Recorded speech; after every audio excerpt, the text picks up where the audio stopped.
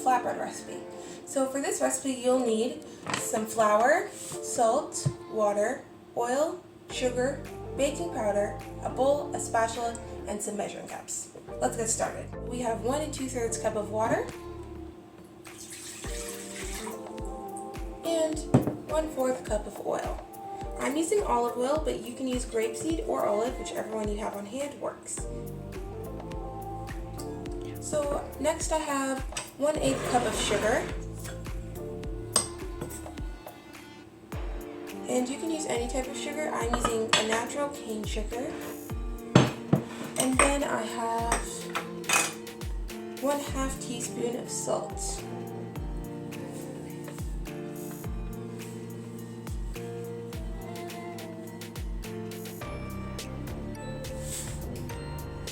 So I'm just going to stir everything around, and then I'm going to add my flour.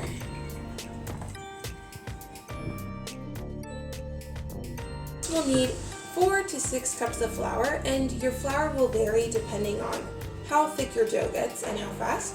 So I'm using an organic spelt flour, but you can use any type of flour you'd like.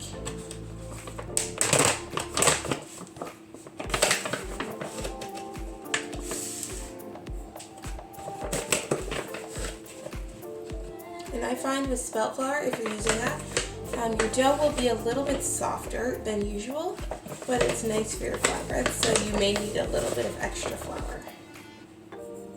So I'm going to stir that around.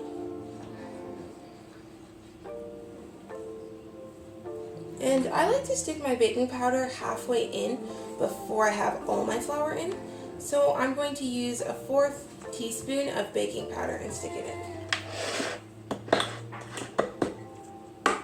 Now baking powder is optional, but I like to use it if you want those little bubbles in your flatbread when you're frying it. And they're just kind of cute, so.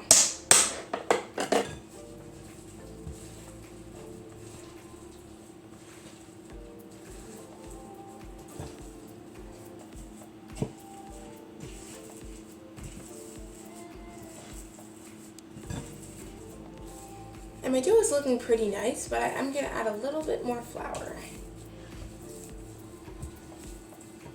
And feel free to use your hands if you need, just to give it a little bit of a knead.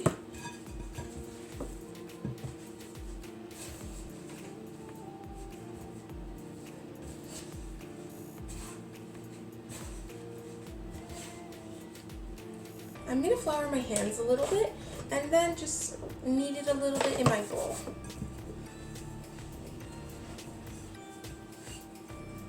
And I can see my dough is already starting to take a nice shape and form. So this is very good. You can see the texture, and your texture may be different depending on your flour.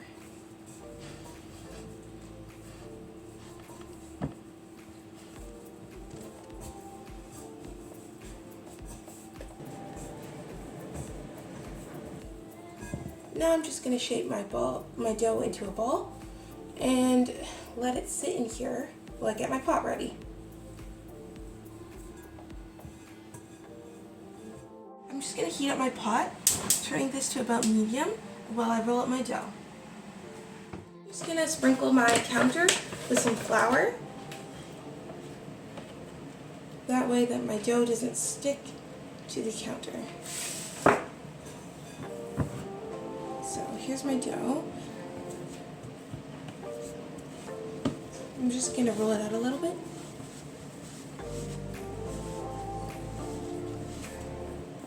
And using a dough cutter or knife, you can just divide your dough evenly.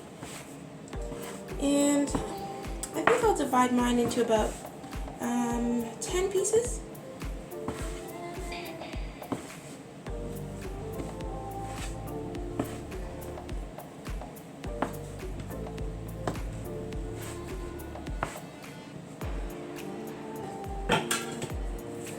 Now I'm just going to roll them into balls. Place them over here.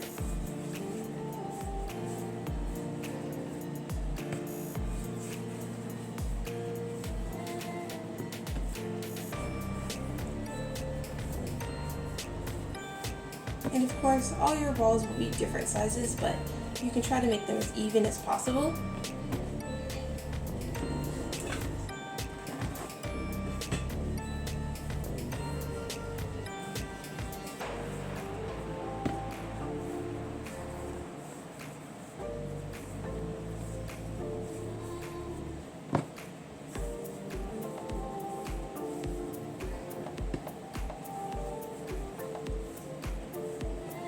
Put more flour to my counter, and then I'm going to roll out one of my balls.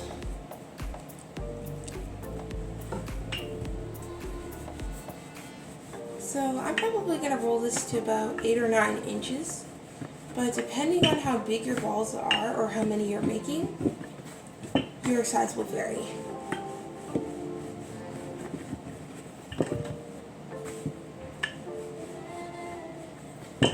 And feel free to flip your flatbread as you roll and add some more flour if it's necessary.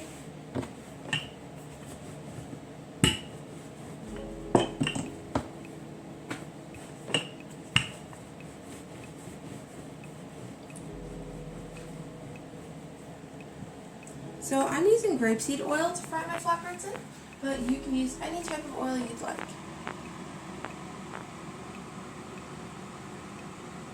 So you just want to put enough to coat your pot, brush that around. Then I'm going to get my flatbread and just place that in the pot.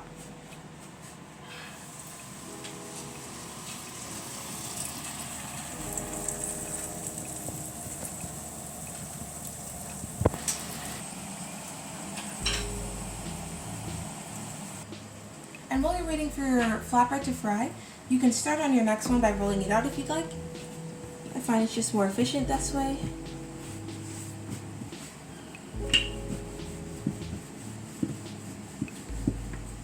And each flatbread may take a unique amount of time, but average I would say is probably 4 to 5 minutes, and that's including both sides.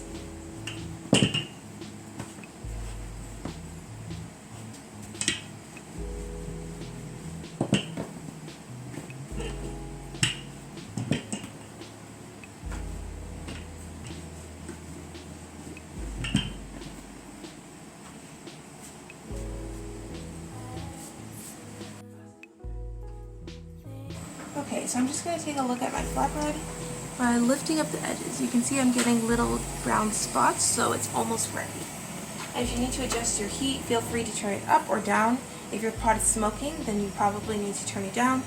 And if your flatbread is just soaking up all the oil, then you probably need to turn your stove up. I'm going to flip this flatbread and see how it's doing. It's doing pretty good. And as you can see, my flatbread folded a little bit over here. So you just want to be careful that your pot is big enough if you want your flatbreads to look nice and even.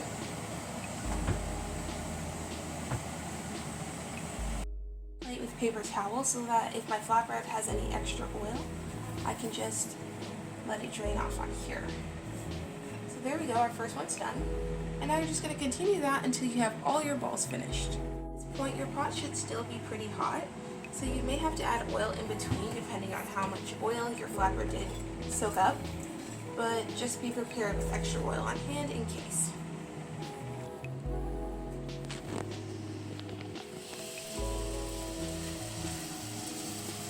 And we're just going to let that fry.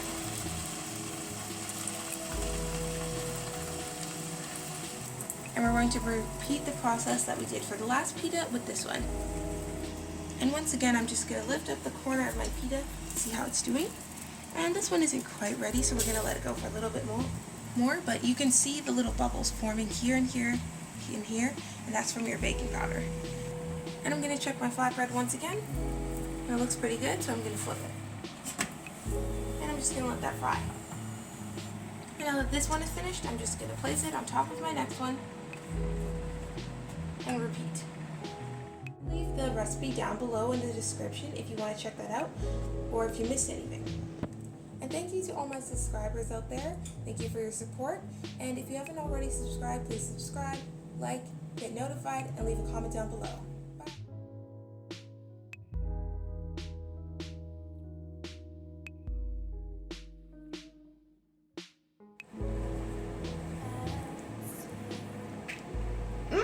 This is really good. I think I'll take this.